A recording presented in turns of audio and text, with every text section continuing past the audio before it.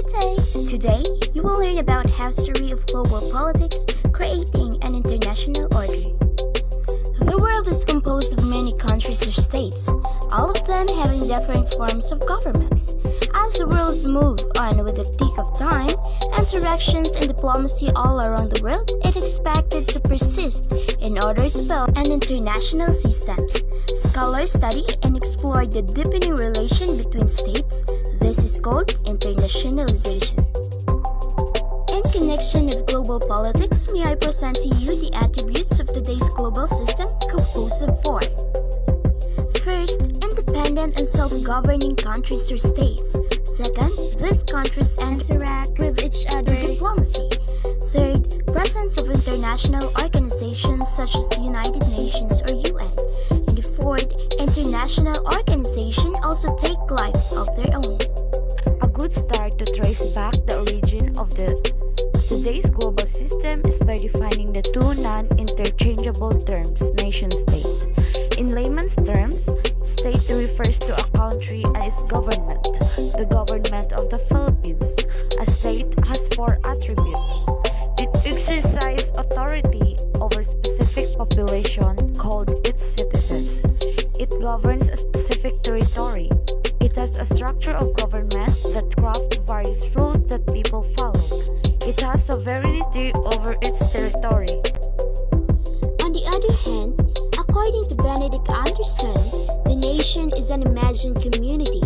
It is limited because it does not go beyond a given official boundary, and because rights and responsibilities are mainly the privilege and concern of the citizens of the nation. Calling it imagined does not mean that the nation is made up. Rather, a nation allows one to feel a connection with a community of people, even if he or she will never met all of them in his or her lifetime. Having differentiated the two, it is important to know that most nations strive to become states. Nation builders can feel a sense of fulfillment when their national ideal assumes an organizational form whose authority and power are recognized and accepted by the people. In the modern and contemporary era, it has been the nationalist movements that have allowed for the creation of nation-states. States become independent and sovereign become of nationalist sentiments that clamor for this independence. Nation and states are closely related because it is nationalism that facilitates states formation. In pursuit of this, diplomacy and interactions between countries, states have found its way to build today's global system. So to speak, sovereignty is one of the fundamental principles of modern states politics. Understanding how this became the case goes back as far as 400 years ago. The global interstate system. The origin of the present-day concept of sovereignty can be traced back to the Treaty of Vespalia, which was a set of agreements signed in 1648 to end the 30 Years' War between the major continental power of Europe. After the brutal religious war between Catholics and Protestants, the Holy Roman Empire, Spain, France, Sweden, and the Dutch Republic designed a system that would avert wars in the future by recognizing that the treaty signers exercise complete control over the domestic affairs and swear not to meddle in each other's affairs. The Westpalian System. The Westphalian System provided stability for the nations of Europe until it faced its first major challenge by Napoleon Bonaparte. Bonaparte believed in spreading the principles of the French Revolution, the liberty, equality, and fraternity to the rest of Europe, and thus challenged the power of kings, nobility, and religion in Europe. The Napoleonic Wars lasted from 1803 to 1815, with his armies marching all over of Europe. The French implemented the Napoleonic Code that forbade birth, privileges, encouraged freedom of religion, and promoted meritocracy in government service. This system shocked and monarchies and the hereditary elites of Europe, and they mustered their armies to push back against French Emperor. Anglo and Prussian armies finally defeated Napoleon in the Battle of Waterloo in 1815. ending the latter's mission to spread his liberal code across Europe. To prevent another war and keep the system of privilege, the royal powers created new system that, in effect, restored the Westpalian System. The concert of Europe was alliance of great powers, which are the United Kingdom, Austria, Russia, and Prussia, that sought to restore the world of monarchical, hereditary, and religious privileges of the time before the French Revolution and Napoleonic. Under the Metternich system, named after the Australian diplomat Clemens von Metternich, who was the system's main architect, the concert's power and authority lasted from 1815 to 1914 at dawn of World War II.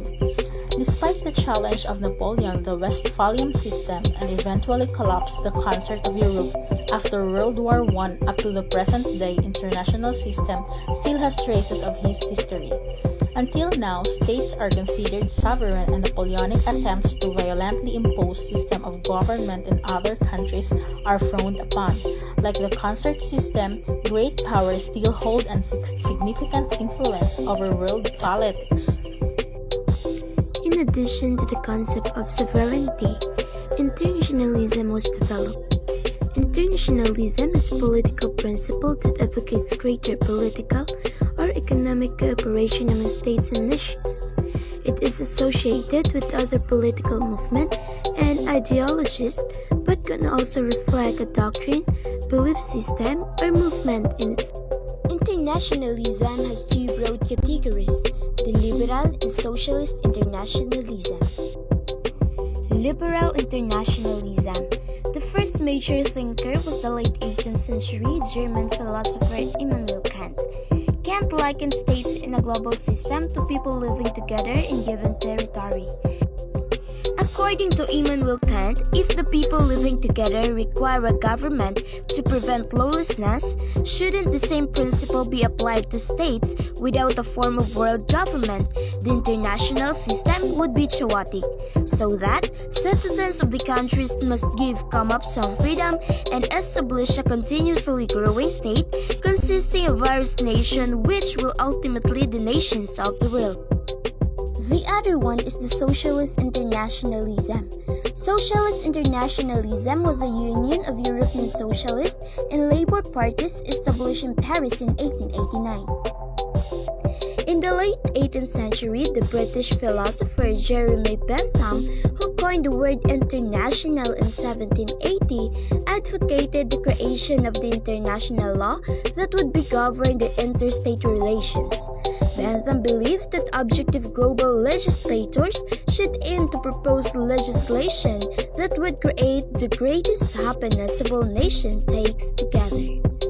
The first thinker to reconcile nationalism with liberal internationalism was the 19th century Italian patriot Giuseppe Mazzini. He was both an advocate of the unification of the various Italian-speaking many states, a major critic of the Metternich system. He believed in a republican government without kings, queens, and hereditary successions, and proposed a system of free nations that cooperated with each other to create an international system.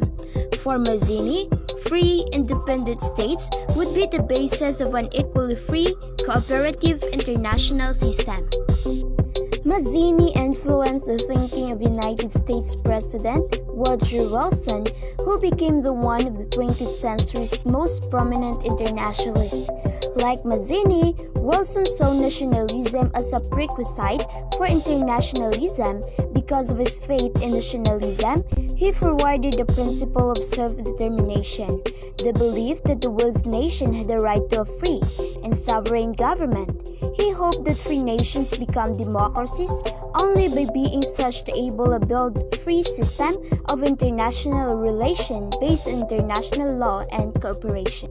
At the end of World War I, he pushed to transform the League into a venue of conciliation and arbitration to prevent another war. For these efforts, he was awarded the Nobel Peace Prize in 1999. The League came into being that same year. Ironically, for Wilson, the United States was not able to join the organization due to strong opposition from the Senate. The League was also unable to hinder another war from breaking out.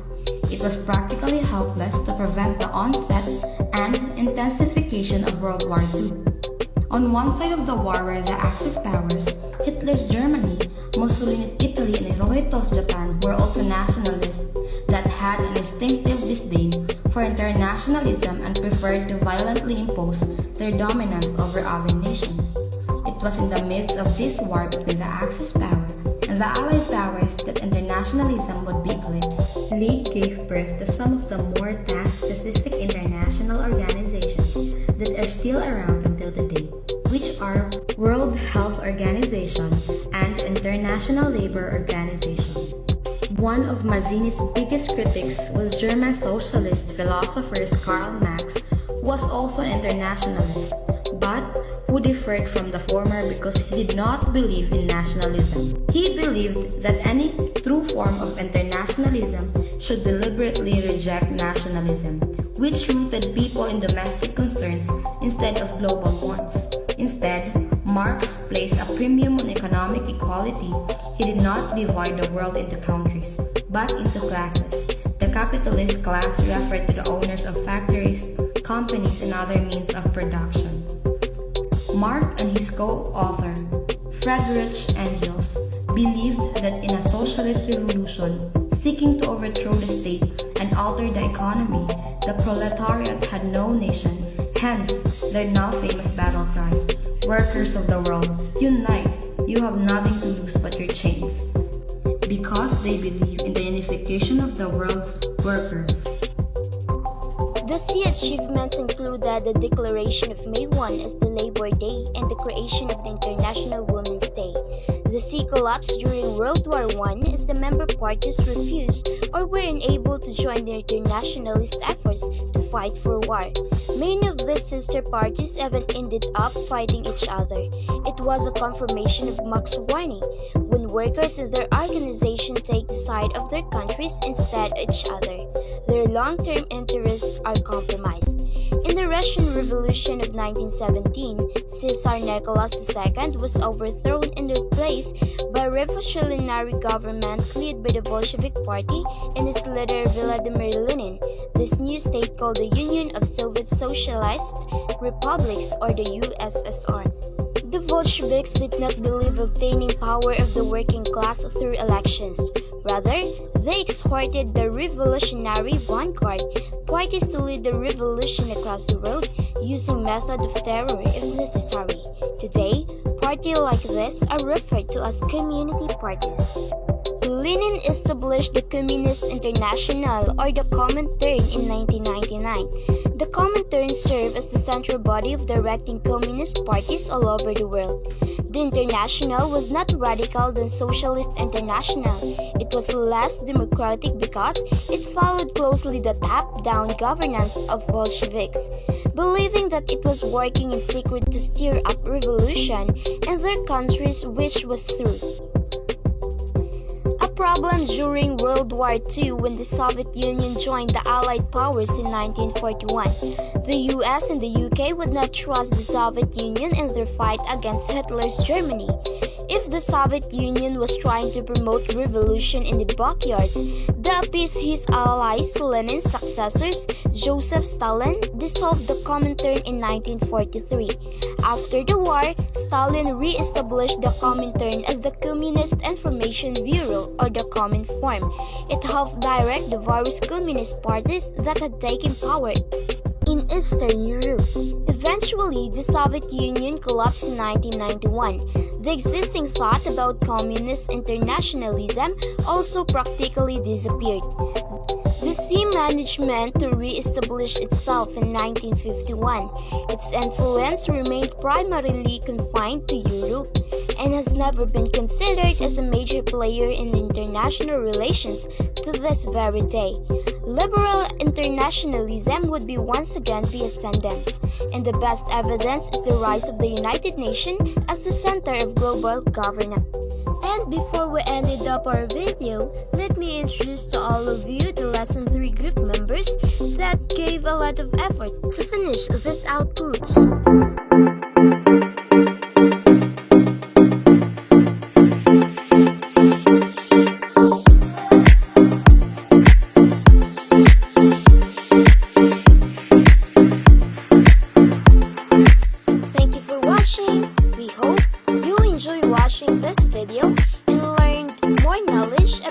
Western